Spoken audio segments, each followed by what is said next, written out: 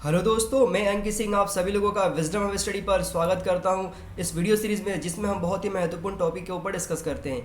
वह टॉपिक हमारे जीवन को प्रभावित करते हैं, वह टॉपिक हमारे एग्ज़ाम में आने की संभावनाएं बन जाती है, वह टॉपिक जो हमें बहुत ही ज़्यादा इन्फॉर्मेशन देते हैं इन सभी चीज़ों में अवेयर होने के लिए। तो उसी संबंध में ये जो विषय है, ये विषय बहुत ज़्यादा महत्वपूर्ण है। ये विषय हमारे साइंस एंड टेक्नोलॉजी से संबंधित बात करेगा। आप स्लाइड पर स्क्रीन पर एक फ़ोटो देख रहे होंगे। उस स्लाइड में आप एक प्रश्न देख रहे होंगे। उस प्रश्न को हम डिस्कस करेंगे और समझने की कोशिश करेंगे कि कैसे न्यूज़ में आ गया ये और क्या परिवर्तन होगा इसके बाद। तो उसकी उपलब्धियों को देखेंगे हम। तो देखिए, यहाँ पर आप देख रहे हैं क्वेश्चन लिखा हुआ है और एक साइड आपको, लेफ्ट साइड में आपको दिखाई दे रहा होगा इसरो का एक ट्वीट। तो पहले क्वेश्चन पढ़ लेते हैं। तो देखिए, क्वेश्चन ये लिखा हुआ है कि भारतीय अंतरिक्ष कार्यक्रम की चुनौतियों का उल्लेख करते हुए निजी क्षेत्र की भूमिका और आर्थिक उपयोग की संभावनाओं की समीक्षा कीजिए, ये बोला जा रहा है प्रश्न में। तो देखिए, भारतीय अंतरिक्ष की जो भी चुनौतियां हैं वो तो डिस्कस करना ही है, साथ साथ में उनकी उपलब्धियों को बताना है। लेकिन यहाँ पर एक बात कहा गया है। क्या बात कहा गया है यहाँ पर? कि आर्थिक उपयोग, मतलब निजी क्षेत्र की भूमिका के लिए जो भी आर्थिक उपयोग है उसकी संभावनाओं की समीक्षा करना है इस साइंस एंड स्पेस टेक्नोलॉजी में। तो चूंकि यहाँ पर जो ट्वीट लिखा हुआ है, ट्वीट में इसरो ने यही बोला है कि जो भी गवर्नमेंट के जो भी सजेशंस रहेंगे उसका हम स्वागत करते हैं। ये ट्वीट किया गया है इसरो के द्वारा। तो मैं आपको बता देता हूँ कि जो आपने देखा हो कि 5 दिवसीय जो भी यहाँ पे मतलब प्रेस कॉन्फ्रेंस हुआ था वित्त मंत्री के द्वारा, प्रधानमंत्री मोदी के कहने के बाद कि अब हमें आत्मनिर्भर बनना है, सेल्फ रिलायंस करना है अपने आप को। तो ये सारी चीज़ें करने के बाद जब बहुत सारे चेंजेस किए गए, इकोनॉमिकल रिफॉर्म्स किए गए, तो उसी में यहाँ पर जितने भी हमारे पीएसयूज़ है, जितने भी हमारे गवर्नमेंट सेक्टर्स है, उसी में ये बोला गया है कि अब प्राइवेट सेक्टर्स को भी यहाँ पर इनवाइट किया गया है काम करने के लिए, और वे प्राइवेट सेक्टर जो सरकारी संसाधन है उन संसाधनों का उपयोग करेंगे, ये ऐसा बोला गया है। तो अब इसको लेकर के क्या है, क्या विचार है, अपने जो विचार है आप तो कमेंट सेक्शन में बताइएगा ही सही, और हम इस पे चर्चा करेंगे किस प्रकार से ये हमारी चीज़ों को बदलने की कोशिश करेगा। ये क्वेश्चन कहाँ पूछा जा सकता है आपसे? ये क्वेश्चन पूछा जाएगा आपके जीएस पेपर 3 में, जहाँ पर साइंस एंड टेक्नोलॉजी की बात कही जाती है, अंतरिक्ष संबंधी बात कहा जाता है, वहाँ पे ये पूछा जा सकेगा। तो चलिए हम डिस्कस करते हैं अब इसको। तो देखिए, यहाँ पर कुछ लाइनें लिखी हुई है, उस लाइनों के माध्यम से हम कुछ समझेंगे और आगे बढ़ेंगे। देखिए, तोड़ दो यह क्षितिज मैं भी देख लूँ उस पार क्या, तोड़ दो यह क्षितिज मैं भी देख लूँ उस पार का क्या, जा रहे हो जिस पथ से युग कल्प उसका छोर क्या, सिंधु की निःसीमता पर लघु लहर सा लास कैसा, दीप लघु सिर पर धरे आलोक का आकाश कैसा। मतलब ये पूरा का पूरा क्षितिज से लेकर के जो जमीन स्तर है उससे लेकर के बात कही जा रही है इस लाइनों में। तो देखिए, हमें समझना होगा कि हम कैसे कहाँ से कहाँ पहुँच गए, हम क्षितिज पे पहुँच गए, हम अंतरिक्ष में पहुँच गए, हम वहाँ पर सेटलमेंट की बात कर रहे हैं। तो देखिए, सभ्यता की शुरुआत से ही मानव का जो रोचक बातें थी वो बहुत कल्पनाओं से भरी हुई थी। हम हमेशा से चंदा को मामा कहते हुए आए हैं। हम अंतरिक्ष में यही बोलते हैं कि अगर कोई चला जाता है तो हमें ऊपर से दिखता है, सितारों में हम हमारे पुरखों को ढूंढते हैं। ये कौतूहल हमेशा से बना ही रहा है। तो ये जो रोमांचक करने वाले जितने भी दृश्य और परिदृश्य होते हैं, ये हमें उन चीज़ों को जानने के लिए कौतूहल करते हैं। तो इन्हीं चीज़ों में क्या होता है कि इन सारी रोमांचक कल्पनाओं में अंतरिक्ष कभी भी अध्यात्म का विषय बना, हमेशा से क्या हुआ कि अध्यात्म का विषय बना रहा है। ये कभी कविताओं के माध्यम से आपने देखा होगा, चंदा मामा दूर के पुआ पकावे गुड़ के, ऐसी बहुत सारी कविताएं कहानियां हम सुनते हैं, परलौकिकवाद की बात करते हैं, उन सभी चीज़ों से प्रभावित रहते हैं। लेकिन क्या होता है कि धीरे धीरे जैसे जैसे इंसान का डेवलपमेंट होता गया, उसने इन चीज़ों को जानने की जिज्ञासा दिखाई, और उसके साथ साथ उसका जब साइंस डेवलप होता गया, अंतरिक्ष के बारे में जानने लगा थोड़ा सा और चीज़ों को समझने लगा, तो धीरे धीरे कुछ साइंस ने इंस्ट्रूमेंट का डेवलपमेंट किया, जैसे कि दूरबीन का उपयोग किया गया। फिर आपने देखा कि उसके बाद बहुत सारी चीज़ें आ जाती हैं, आर्यभट्ट से लेकर गैलीलियो ने, फिर कॉपरनिकस आए, फिर भास्कर आए, फिर न्यूटन आदि लोगों ने बहुत ही ज़्यादा प्रयास किया इन सारी चीज़ों को जानने के लिए।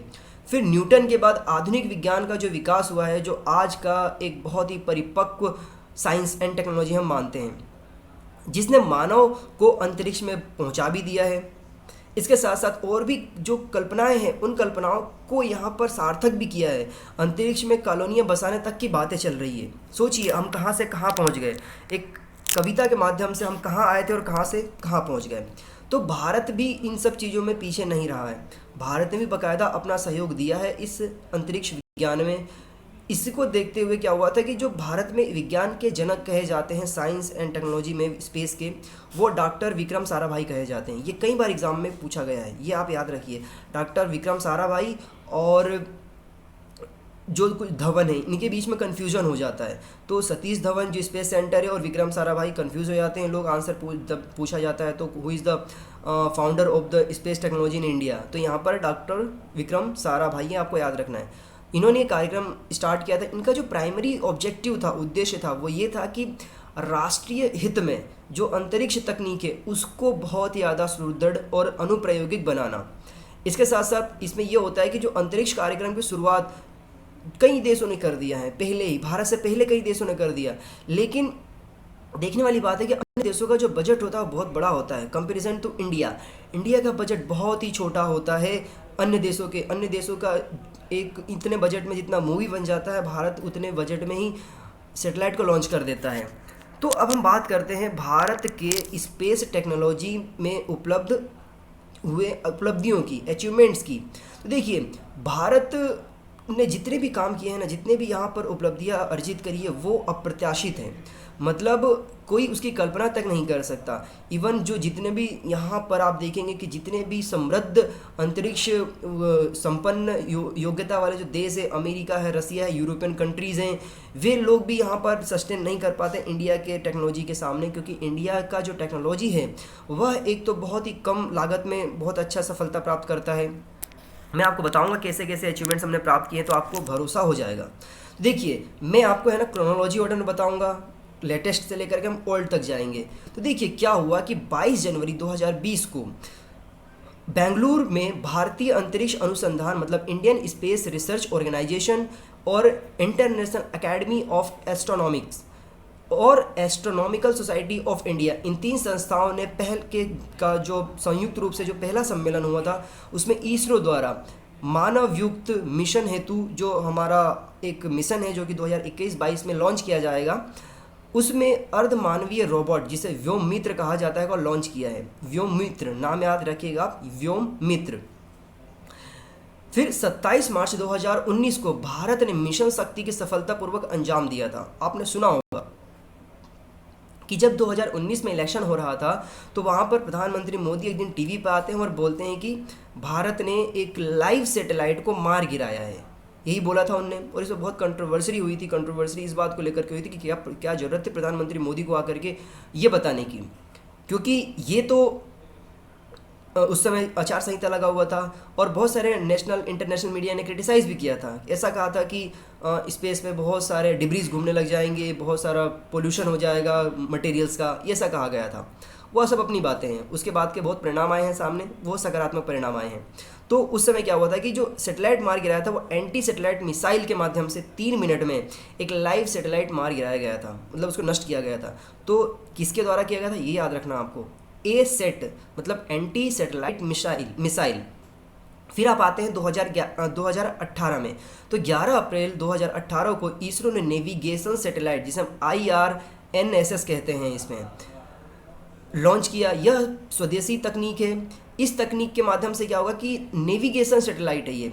नेविगेशन सैटेलाइट के माध्यम से क्या करेंगे, भारत जो भी GPS यूज़ करते हैं आपके मोबाइल में गूगल मैप का, उसका उपयोग अभी तक हम जो भी करते थे वो अमेरिका के सैटेलाइट का उपयोग करते थे, उनके नेविगेशन सिस्टम का इस्तेमाल हम करते थे। लेकिन इस सैटेलाइट के बाद क्या हुआ कि हम बहुत सारी चीज़ों को हम खुद ही हमारे नेविगेशन सिस्टम से यूज़ करते हैं IRNSS के माध्यम से। इसलिए हम बहुत सारी ऑथेंटिकेट और सही जानकारी हमें मिलती है अपने गूगल मैप के माध्यम से। ये स्टार्ट किया है। फिर इसके साथ साथ 5 जून 2017 को इसरो ने देश का सबसे भारी रॉकेट, जिसका नाम है यहाँ पे GSLV Mk3 लॉन्च किया था। यह कितना वजन लेकर के गया था, यह 1336 किलोग्राम का वजन उठा करके ये लॉन्च किया गया था। जिस सैटेलाइट को, उसका नाम था यहाँ पर GSAT-19 को लेकर के गया था। तो देखिए, मैं आपको बता दूं आप दोस्तों कि जो GSLV Mark 3 है या Mk3 बोल सकते हैं आप इसे, इसको मीडिया सोर्सेज को द्वारा बाहुबली भी कहा जाता है। और इससे पहले क्या होता था, इसके लॉन्च करने से पहले हम जितने भी 2300 किलोग्राम से ज़्यादा का जो वजन वाला जो सैटेलाइट होता था उसे हम विदेशी कंपनियों, विदेशी एजेंसियों के माध्यम से लॉन्च करवाते थे, क्योंकि हमारे पास तकनीक नहीं थी, इसमें बहुत ज़्यादा खर्चा आता था। लेकिन हमने ये मिसाइल बना दिया, ये रॉकेट बना दिया, तो इससे क्या हो गया, इस रॉकेट के बनाने के बाद हम 2300 जो किलोग्राम है, इससे ऊपर लगभग 5000 किलोग्राम तक के वजन को हम उठा सकते हैं इस रॉकेट के माध्यम से। और भी इसकी जो कैपेसिटी है वो बढ़ाई जा रही है। तो ये एक बहुत ही अच्छा, हम कह सकते हैं कि हम सेल्फ रिलायंस हो चुके हैं इसको बनाने के बाद, कि हम इससे ऊपर के भी सैटेलाइट को लॉन्च कर सकते हैं अपने खुद के तकनीक के माध्यम से। फिर आते हैं दोस्तों हम 14 अप्रैल 2017 में। तो 14 अप्रैल 2017 का जो डेट था, ये भारत के अंतरिक्ष विभाग के लिए, भारत के अंतरिक्ष विज्ञान के लिए एक बहुत ही बड़ा अप्रत्याशित दिवस था, क्योंकि भारत ने 14 फरवरी 2017 को एक ऐसा प्रोग्राम लॉन्च किया जिसने पूरे विश्व भर में कीर्ति स्थापित कर दिया भारत के अंतरिक्ष विज्ञान के क्षेत्र में। क्योंकि इस दिन भारत ने 104 सैटेलाइट को लॉन्च किया था। 104 सैटेलाइट इससे पहले किसी भी देश ने लॉन्च नहीं किया था। 80 सैटेलाइट लॉन्च किया गया था। तो देखिए क्या हुआ कि 104 सैटेलाइट जब लॉन्च किया गया तो इसमें भारत ने के मात्र 3 सैटेलाइट थे, लेकिन 103 सैटेलाइट जो थे ना, 3 सैटेलाइट भारत के थे और 101 सैटेलाइट जो थे वो अन्य देशों के थे। उसमें इजराइल, कजाकिस्तान, नीदरलैंड, स्विट्ज़रलैंड और संयुक्त राज्य अमेरिका, इवन यूएसए का भी था इसमें। जबकि यूएसए का जो तकनीक है, नासा का जो तकनीक है, वो बहुत ही उत्कृष्ट माना जाता है, लेकिन उन्होंने भी भारत से लॉन्च करवाया। क्यों? क्योंकि हमने बहुत सस्ते कीमतों पर अच्छे तकनीक का एक्यूरेसी के साथ ये सारी सफलतापूर्वक अचीवमेंट्स प्राप्त किया था, इसलिए भरोसा बढ़ा। और इसके बाद तो आप मान के चलिए कि बहुत सारे प्रोग्राम्स इसरो ने किए जो कि आपने देखा इसके बाद के वर्षों में।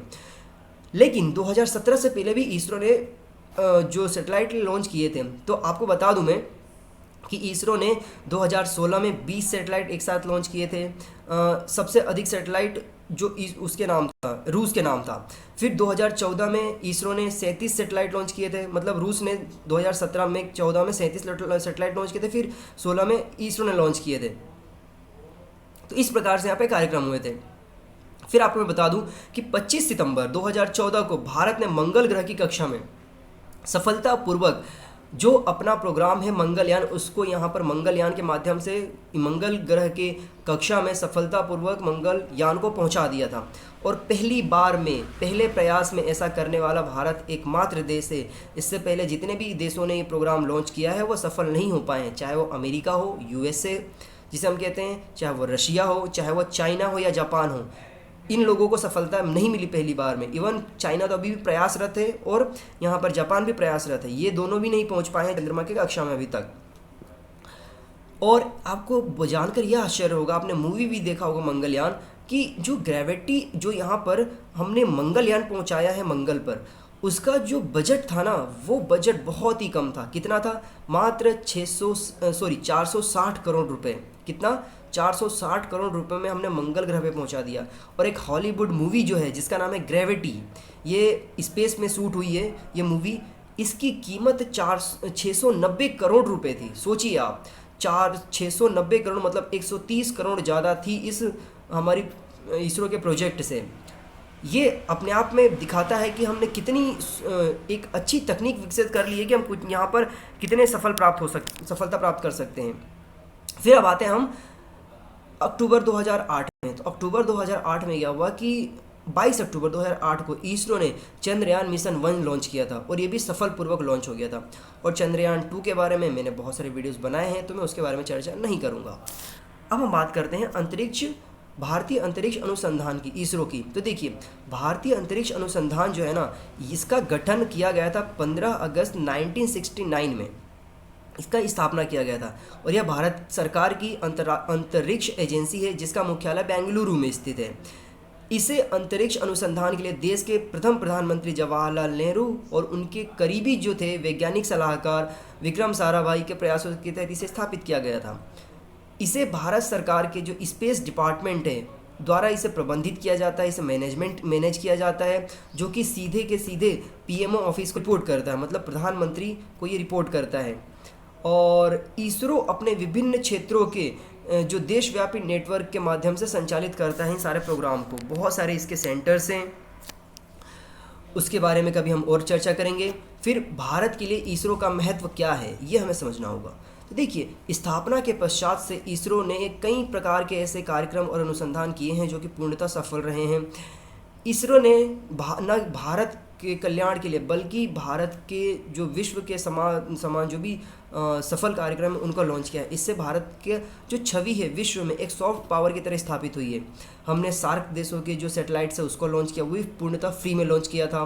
तो ये बताता है कि हम एक जो हमारी जिम्मेदारियां हैं उसको निर्वाह करने के लिए हम खड़े हैं।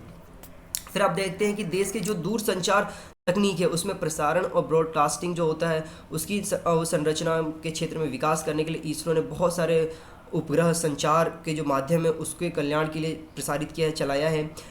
इसमें प्रमुख रूप से INSAT और GSAT उपग्रह जो है वो बहुत अग्रणी रहे हैं यहाँ पर। फिर वर्तमान में भारत सरकार भारत संचार सेवाओं के लिए 200 से अधिक ट्रांसपोर्टरों का उपयोग किया जाता है। देखिए, ट्रांसपोर्टर्स क्या होते हैं? जो इंफॉर्मेशन को हमारे पास पहुँचाते हैं, इसे हम ट्रांसपोर्टर्स कहते हैं। इन उपग्रहों के माध्यम से भारत में टेलीविज़न या दूरसंचार, टेलीमेडिसिन, ब्रॉडकास्टिंग, रेडियो, आपदा प्रबंधन, खोज और बचाव जैसे अभियान जो होते हैं उनमें सेवाएं प्रदान की जाती है। आपके पास अगर मैं ये जो भी यहाँ पर कम्युनिकेशन हो पा रहा, अगर मैं यहाँ पे वीडियो रिकॉर्ड करके यूट्यूब पे अपलोड करता हूँ और यूट्यूब के माध्यम से आप देखते हैं तो इसमें भी कहीं ना कहीं हद तक इन सारी तकनीकों का इस्तेमाल होता है यहाँ पर। फिर मैं बताता हूँ यहाँ पर कि देखिए, भारत में इसरो की जो दूसरी महत्वपूर्ण भूमिका है वो है यहाँ पर भू पर्यवेक्षक, मतलब अर्थ ऑब्जर्वेशन। इसके माध्यम से क्या होता है कि भारत में मौसम पूर्वानुमान पता चल जाता है, आपदा प्रबंधन में फ़ायदा होता है। फिर संसाधनों की मैपिंग करना, भू पर्यवेक्षक के माध्यम से नियोजन आदि कार्य करना। फिर इसके साथ साथ भू पर्यवेक्षक तकनीक की आवश्यकता जो होती है उसको जानना। फिर मौसम की सटीक जानकारी देना, कृषि और जल प्रबंधन तथा आपदा प्रबंधन के वक्त बचाव के लिए जो भी तकनीक की संभावना होती है उसको बताना। फिर भारत में वन रिपोर्ट जो होता है, कैचमेंट एरियाज जो होती हैं उनकी तकनीक तैयार करना, ये सारा इसरो करता है। जैसे कि अभी आपने देखा कि एम्फन जो यहाँ पर तूफान आया हुआ था उड़ीसा तट पर और पश्चिम बंगाल तट पर, मतलब बंगाल में, उसके बारे में सारी की सारी जानकारी जो है वो इसरो ने प्रोवाइड कराया। फिर आपने देखा होगा कि जब बारिश आने की संभावनाएं जो भी होगी, क्योंकि अब गर्मी के बाद बारिश आएगा, इसका सारा का सारा जो इन्फॉर्मेशन है वो इंडियन मेट्रोलॉजिकल और यहाँ पर डिपार्टमेंट देता है, IMD क्या है, IMO, तो ये इन्फॉर्मेशन देता है। तो ये किससे संबंध रखता है? ये संबंध रखता है हमारा इसरो से, तो ये करता है। फिर आपको मैं बता दूं कि जो तीसरा सबसे महत्वपूर्ण क्षेत्र है वो है हमारा उपग्रह आधारित, जिसे हम नौवाहन कहते हैं या फिर नेविगेशन कहते हैं। नौवाहन तकनीक का उपयोग भारत में जो है वायु सेवाओं को मजबूत बनाने एवं इसकी गुणवत्ता को सुधारने के लिए होता है। फिर साथ ही यहाँ पर वर्तमान समय में वायु जो है आधारित जो भी सुरक्षा की चुनौतियाँ जो हमारे सामने रहती है उसको कम नहीं की जा सकती। तो इसके माध्यम से क्या होता है कि ध्यान रखने वाली बात है कि जो गगन एक मतलब प्रोग्राम है, उसका नाम आपको याद रखना होगा कि गगन मतलब इसका पूरा नाम है GPS एडेड जियो ऑगमेंटेड, पूरा नाम है गगन का, आपको याद रखना होगा, एग्जाम में पूछा जा सकता है। कार्यक्रम की शुरुआत की गई भारत में कुछ समय पूर्व ही क्या हुआ कि एक कार्यक्रम को आगे बढ़ाते हुए जो कि IRNSS है, मतलब Indian regional navigation satellite system को लॉन्च किया, जो कि 7 उपग्रहों का समूह है। मैंने आपको बताया था कि हम अमेरिका के तर्ज GPS के तर्ज पर ये लॉन्च कर रहे थे। इसमें 7 सैटेलाइट हैं। इन 7 सैटेलाइट में क्या हो रहा है कि भारत ने वर्ष 2016 में IRNSS के नाम से को परिवर्तित कर दिया, जिसका नाम यहाँ पर नाविक रख दिया। नाविक की स्पेलिंग आपको याद रखना है NAVIC, कहीं कहीं पे आपको NAVI के लिख दिया जाएगा, तो के से आप कंफ्यूज हो जाएंगे और आप लगा देंगे, तो ये आपको स्पेलिंग याद रखना है। नाविक का पूरा नाम क्या है? Navigation with Indian consultations, okay, इसका पूरा नाम है नाविक कर दिया गया। IRNSS का नया नाम नाविक है। इसमें 6 सैटेलाइट है जो कि 2016 में ये इसका नाम परिवर्तित किया गया था। अब बात करते हैं हम अंतरिक्ष विज्ञान में अग्रणी है भारत। कितना आगे है भारत, हमें अब समझना होगा, ताकि हम आगे की जो भी प्रोग्राम्स हैं या आपसे जब पूछा जाए आप उसका जवाब दे सकें। तो देखिए, अंतरिक्ष विज्ञान के क्षेत्र में भारत ने निरंतर प्रगति करी है 1969 से लेकर के अभी तक, और निरंतर कर रहा है। कई मामलों में उसने अपनी योग्यता भी साबित करी है, तो कई मामलों में उसने अपने योग्यता से आगे बढ़ के भी साबित करी है अन्य देशों के परिप्रेक्ष्य में देखा जाए तो। उसी में आप देखेंगे कि 104 जो सैटेलाइट लॉन्च किया था, ये एक बहुत ही अप्रत्याशित कदम था, एक अप्रत्याशित अचीवमेंट्स उपलब्धि थी भारत के लिए। इसके साथ साथ जो मिशन शक्ति है ये मिशन शक्ति जो है कि प्रक्षेपण कारोबार में भारत को बहुत तेज़ी से आगे बढ़ाएगा। क्यों? क्योंकि यदि हम यहाँ पृथ्वी से अगर हजारों किलोमीटर दूरी पर स्थापित किसी सैटेलाइट को एकदम सटीक निशान लगाकर गिरा देते हैं, नष्ट कर देते हैं, तो यहाँ पे अन्य देशों में भी विश्वास जाता है कि इनका जो तकनीक है वो बहुत उन्नत है।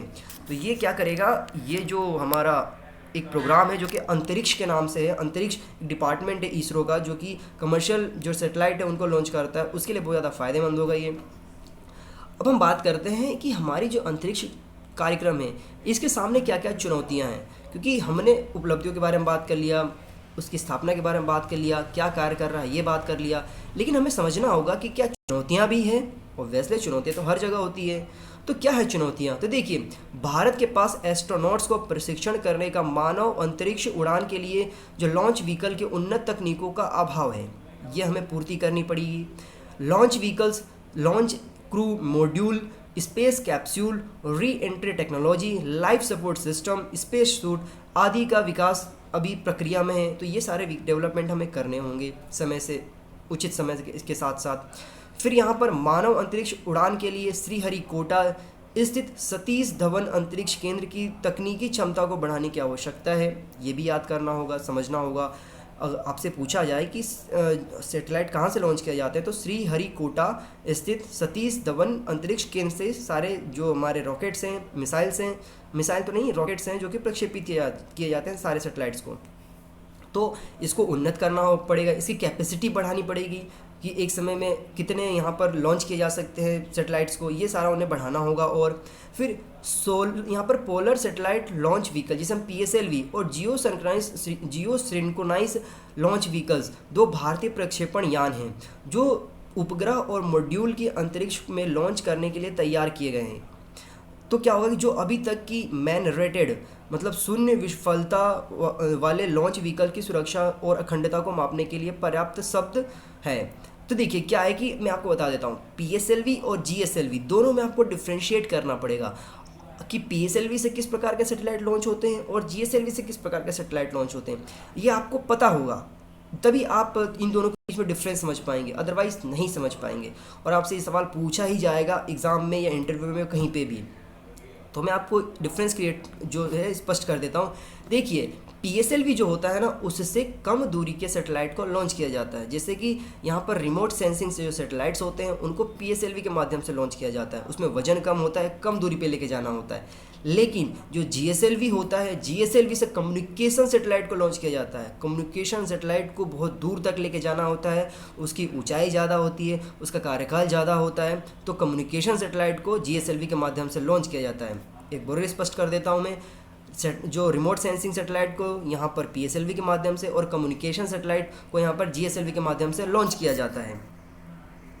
ठीक है, फिर अब हम बात करते हैं अंतरिक्ष के आर्थिक उपयोग की संभावनाएं क्या क्या है, किस प्रकार से इसरो भी हमारे लिए एक ऐसा काम कर सकता है या कर रहा है कि हमें इकोनॉमिकल स्टेटस में भी बढ़ावा दे रहा है। तो देखिए, मौजूदा समय में विश्व की कई कंपनियां जो है अंतरिक्ष की वाणिज्यिक दौर में शामिल हो रही हैं या हुई हैं।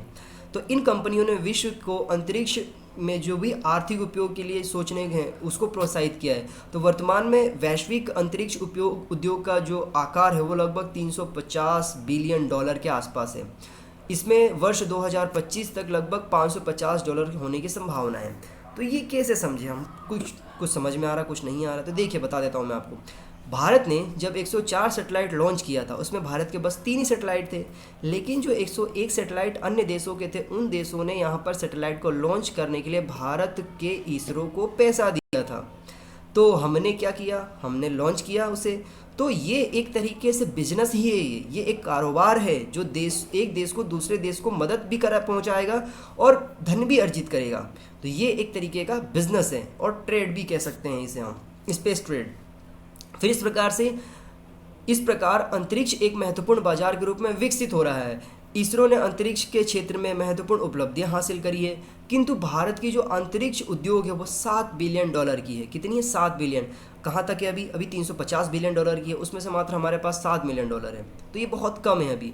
तो इसको बढ़ाना होगा, जो कि वैश्विक स्तर का मात्र 2% है। ये भारत के जो अंतरिक्ष उद्योग में कई प्रकार के आकार के ब्रॉडबैंड एवं DTH सेवाओं का हिस्सा करीबन 2/3 के आसपास है।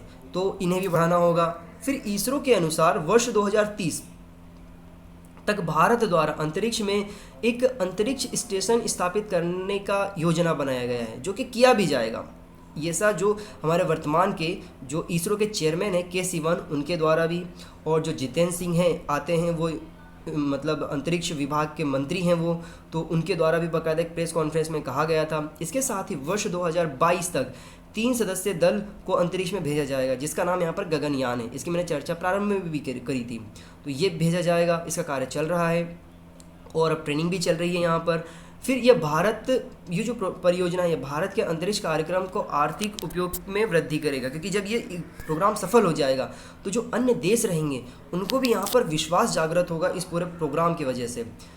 अब हम बात करते हैं, मैंने सारा इसरो के बारे में जो भी था सब बता दिया। अब जो हमारा एक छोटा सा और सेगमेंट था, उसमें बोला गया था कि अंतरिक्ष में जो निजी भूमिका है उसकी क्या भागीदारी हो सकती है। चूँकि परिवर्तन किया गया है, बोला गया है कि private company will be come in space sector and space companies and PSUs are also provide their facilities. ये सब कहा गया है हमारे जो फाइनेंस मिनिस्टर है उनके द्वारा। तो अब क्या परिवर्तन आएगा, क्या किस तरीके से भूमिका दोनों एक साथ रह करके काम कर पाएंगे, ये देखते हैं हम। तो देखिए, भारत में अंतरिक्ष के लिए निजी क्षेत्र की भूमिका सीमित रखा गया है। अभी तक तो सिर्फ कम महत्वपूर्ण कार्यों के लिए ही निजी क्षेत्र की सेवाएं ली जाती है। उपकरणों को बनाना और जोड़ने का परीक्षण, जिसे हम असेंबली, इंटीग्रेशंस एंड टेस्टिंग कह सकते हैं, AIT कह सकते हैं, जिसे महत्वपूर्ण कार्य अभी इसरो के द्वारा ही किया जाता है। 3 जो प्रोग्राम है, क्या होता है कि जो कंपनीज है वो कंपनीज रॉ मटेरियल बना करके दे देती है। आप अगर चंद्रयान सेकेंड का पूरा स्टडी करेंगे तो आपको पता चलेगा कि अलग अलग जगह से, पूरे भारत के अलग अलग जगह से अलग अलग चीज़ मंगाई गई थी। कहीं से वायर्स मंगाए गए थे, कहीं से प्लेट्स मंगाई गई थी, कहीं से कई मटेरियल मंगाए गए थे अलग अलग, लेकिन उन सबको असेंबल इसरो ने किया था। तो ऐसे पहले हुआ करता था, लेकिन अब इसमें थोड़े से प्राइवेट कंपनीज़ को भी यहाँ पर आने के लिए बोला गया है। फिर यह ध्यान देने योग्य बातें हैं कि विश्व का सबसे बड़ा अंतरिक्ष क्षेत्र का संस्थान नासा है। नासा जो है जो अमेरिका की संस्था, चलिए आप नासा का नाम लिखिए, पूरा का पूरा क्या है नासा का पूरा नाम, क्षेत्र की सहायता लेता रहा है। इसके साथ साथ होगा कि मौजूदा समय में भारत में नवीन अंतरिक्ष के संबंध में 20 से अधिक स्टार्टअप्स मौजूद हैं। इन उद्यमों का दृष्टिकोण पारंपरिक विक्रेता आपूर्तिकर्ता मॉडल के साथ साथ भिन्न है। ये स्टार्टअप्स धीरे धीरे व्यापार से जुड़कर या सीधे उपभोक्ता से जुड़कर व्यापार की संभावनाएं तलाश रहे हैं। जिस प्रकार विभिन्न स्वतंत्र ऐप निर्माताओं को सीधे एंड्रॉयड और एप्पल प्लेटफॉर्म में प्रवेश की अनुमति की गई है, उसने स्टार्टअप जो भी स्मार्टफोन है उसके उपयोग में क्रांति ला दिया है। इस प्रकार अंतरिक्ष के क्षेत्र में जो भी निजी क्षेत्र है, उन क्षेत्र में जो भी भागीदारी रहेगी उसकी संभावना में वृद्धि की जा सकती है तथा भारत के जो दृष्टिकोण है उसमें लाभकारी हो सकता है। ये तो कंटेंट लिखा हुआ है, लेकिन अब मैं आपसे कुछ सवाल पूछूंगा कि चलिए ये सब हमने डिस्कस कर लिया, लेकिन अब आप इस बात को क्या रेडी करते हैं कि कोई प्राइवेट संस्था है, वो प्राइवेट संस्था इसरो के द्वारा जो भी बनाए गए रिसोर्सेस है उसका उपयोग करे, और क्या हम उसे भरोसा कर सकते हैं कि वो जो भी इंफॉर्मेशन वो इसरो के साथ लेंगे वो उसको देश के साथ ही मतलब जो प्रोटोकॉल्स है उसको बनाए रखेंगे, वो उसको अन्य के साथ सहयोग नहीं करेंगे, इंफॉर्मेशन डेटा लीक नहीं करेंगे, और क्या ये भी सही है कि जो इसरो का जो भी रिसोर्सेस है वो पब्लिक प्रॉपर्टी है, क्योंकि पब्लिक के द्वारा दिए गए टैक्स का ही उपयोग करके इसरो को यहाँ पर फंडिंग दी जाती है, जो बजट है वो एलोकेट किया जाता है, और उस प्राइवेट पब्लिक फंडिंग मतलब जो पब्लिक फंडेड जो एजेंसी है उसका उपयोग कोई प्राइवेट कंपनी करे।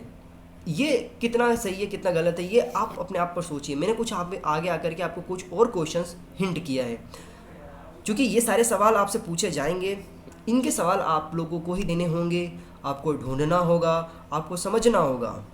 अगले वीडियो में हम कभी और डिस्कस करेंगे इस सवाल इसके जवाब को, लेकिन खुद भी सोचिए और कोशिश करिए कि कमेंट सेक्शन में लिखें।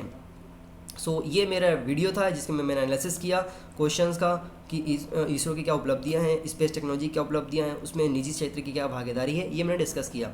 आप एक फ़ोटो देख रहे होंगे आप बगल में, एक्चुअली में क्या है वो फ़ोटो जो है वो जो स्लाइड देख रहे हैं आप, उसमें हम बच्चों को पढ़ाने जाते थे किसी NGO में, दिशांजलि NGO में, उनके साथ हमने सरकारी स्कूल के बच्चों को पढ़ाया। वहीं की तस्वीरें हैं, बहुत ही मुस्कुराते चेहरे हैं वो।